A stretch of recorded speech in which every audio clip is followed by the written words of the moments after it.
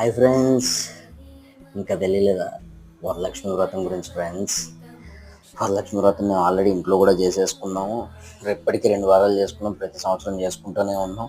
ప్రత్యేకంగా నువ్వు చెప్పేది ఎంటర్ వాళ్ళు మహా అయితే కంగ్రాచులేషన్ చెప్తావు, లేదా వరలక్ష్మి వ్రత శుభాకాంక్షలు నువ్వు ఏదో ఒకటి చెప్తావు, అంతే కదా అనుకుంటారు. కానీ కాదు.